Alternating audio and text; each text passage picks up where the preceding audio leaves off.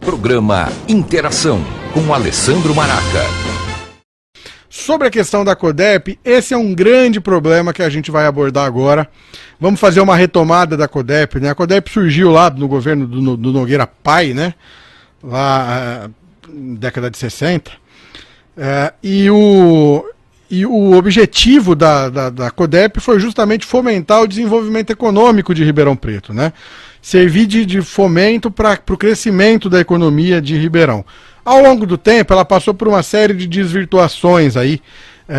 Foi utilizada para contratação de terceirizados, até no governo da Darcy Vera, foi um dos alvos da Sevandija. Depois passou a fornecer suporte de informática para a prefeitura. Hoje em dia faz alguns serviços dessa área, dessa linha, né? Mas o fato é que a Codep hoje está num beco sem saída, né?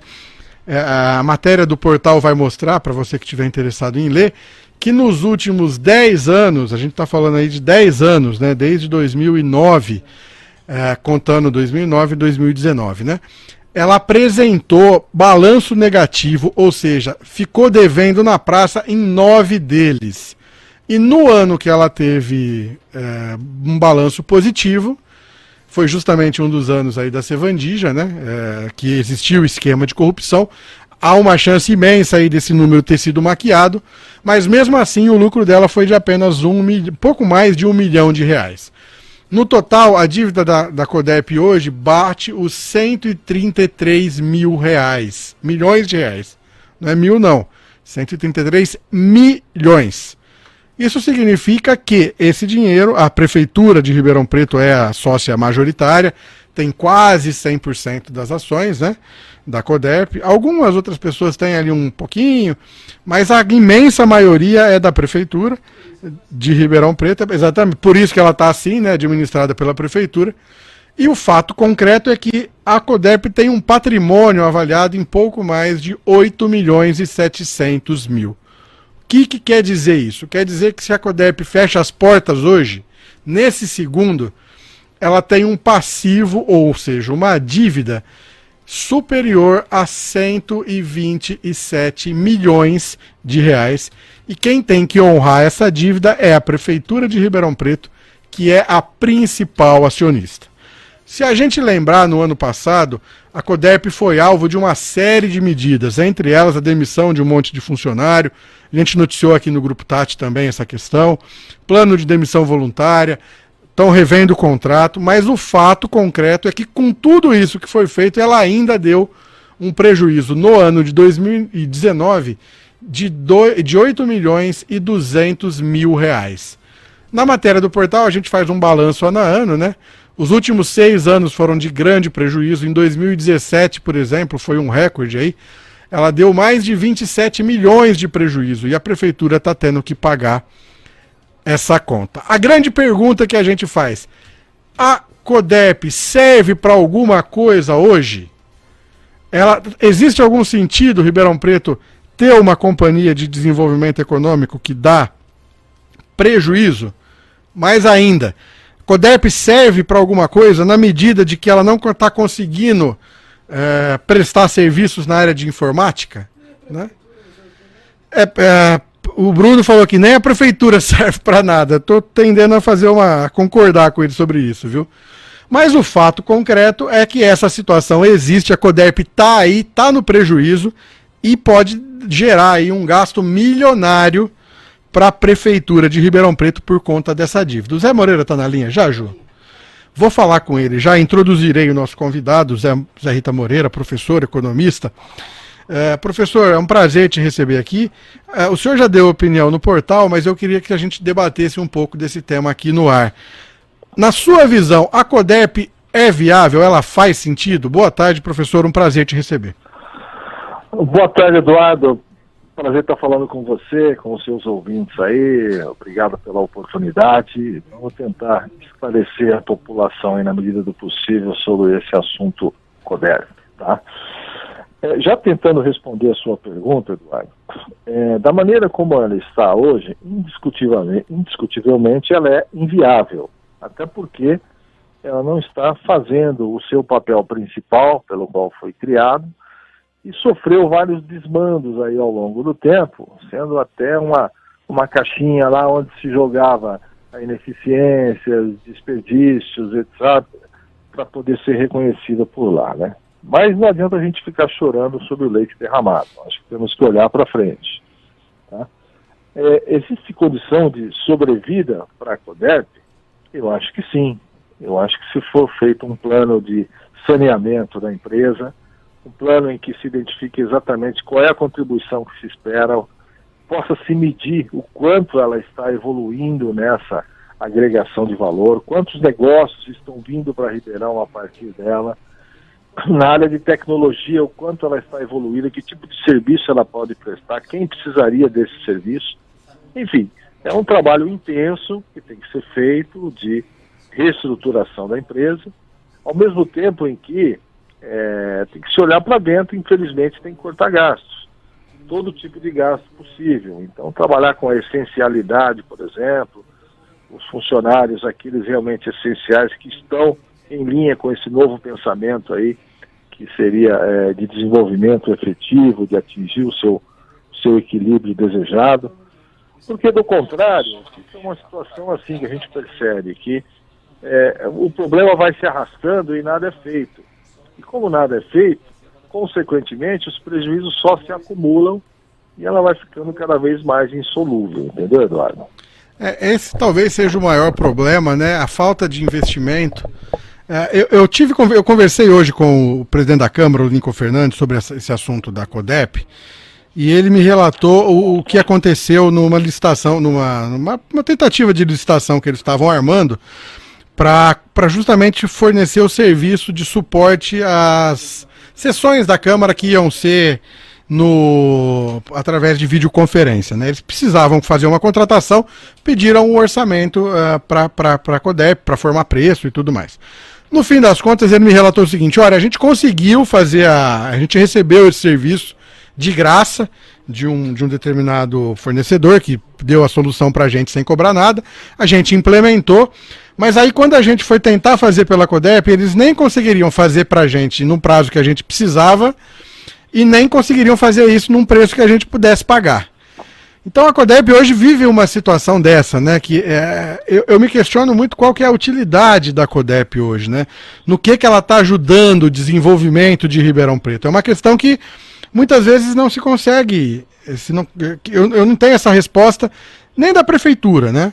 Até porque no começo desse ano, o próprio Aurélio Caiado, né, e o próprio Nogueira, meio que a prefeitura deu um ultimato para tentar resolver a situação da CODEP, né? Ou a CODEP entra no trilho ou vamos acabar com isso aqui, né? Foi dito até dessa forma pelo presidente da empresa, né? E a gente chega no fim do ano, mais uma vez, um resultado negativo, né? Um balanço negativo. Professor, sobre esse balanço, era a minha questão. O patrimônio dela é de 8 milhões e 700 mil e o prejuízo foi de 8 milhões e 200 mil reais. Ela está à beira da insolvência, da incapacidade total de pagar suas dívidas? Eduardo, fosse ela uma empresa privada, fatalmente já estaria falida, né? Porque é impossível se manter funcionando com esses números aí que são registrados ultimamente. Então, mas ainda assim eu acho que há uma esperança, né? Só que se nada for feito, aí sim, ela está absolutamente insolvente. O que poderia ser feito, na minha opinião, insisto nisso aí, precisa repensar todo o modelo da CODEP. Hoje, como ela está, ela ajuda? Eu acho que não, ela não está contribuindo com o desenvolvimento, ela é um centro de custos, onde só se acumula custos, não tem receita. E esses 8 milhões, por exemplo, de patrimônio, é um valor nominal, não significa que se você fosse vender isso, você conseguiria pegar esse valor também. Então, tem mais esse complicador ainda, entendeu, Eduardo? Então, eu vejo o seguinte: se nós repensarmos o modelo, definir metas, por exemplo, vai ter que atrair determinado volume de negócios para Ribeirão Preto, vai ter que facilitar a vida de empresários que queiram se instalar em Ribeirão Preto, vai se criar programas de incentivo, como talvez redução de alguns impostos, ou parcelamento de outros, ou oferecer área com um período de carência para se pagar essa área, enfim, um programa realmente consistente, e ela poderia liderar esse programa, porque esse é o papel da CODERP, e aí sim a gente poderia aferir ao longo do período quanto ela está contribuindo com o desenvolvimento, entendeu? Para esse tipo de trabalho, eu acho que até a própria prefeitura pagaria por esse trabalho, porque ela está desempenhando o seu papel. Agora, se ela passa a ter uma característica de empresa isolada, individual, vida própria, onde ela vai em busca da sua receita e ela gerencia os seus custos, e está mais do que provado que o modelo atual, a tendência é cada vez piorar essa situação, aí é insolvência mesmo, não tem o que ser feito. Infelizmente, passou da hora, se nada for feito, de se fechar a empresa.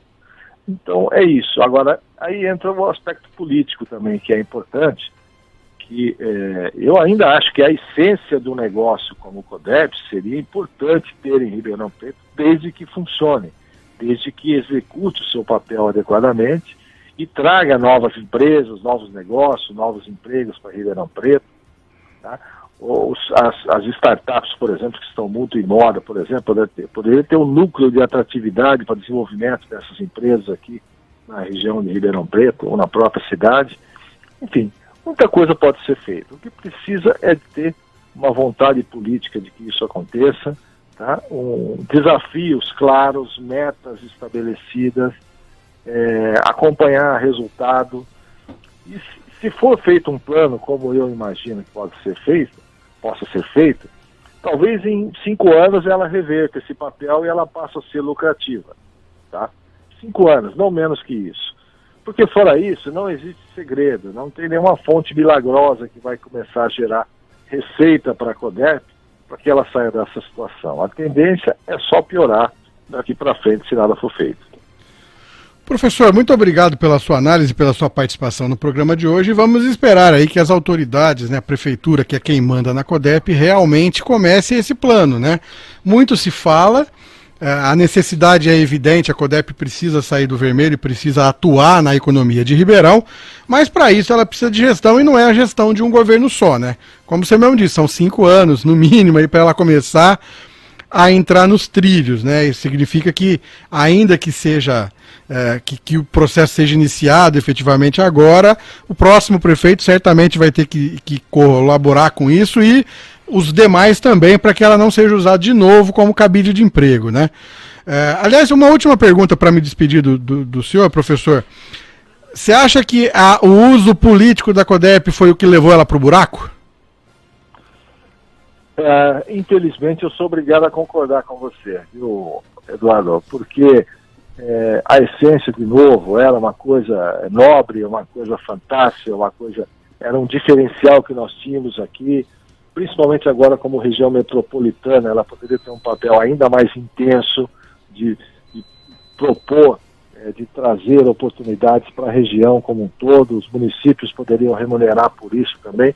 Enfim, a essência em si, eu acho que é muito nobre. Mas como foi conduzido o trabalho nas últimas gestões aí, principalmente, ela só tende a se caracterizar como está mesmo, como um cabidão de emprego, como algo, um centro de custos. E isso para o serviço público é terrível, porque é onde só se acumula custos e não se tem resultado de forma alguma, tá? Então, sim, eu acho que foi feito mau uso da CODERP historicamente.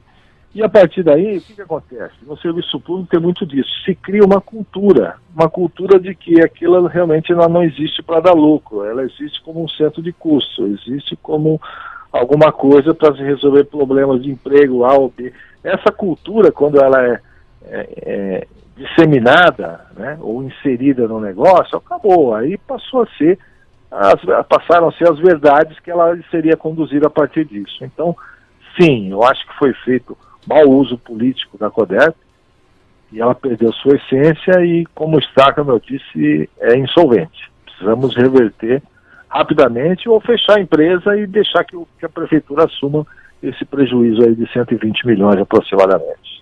Maravilha, professor. Obrigado pela participação. Agradeço demais aqui a boa vontade com a gente do Interação.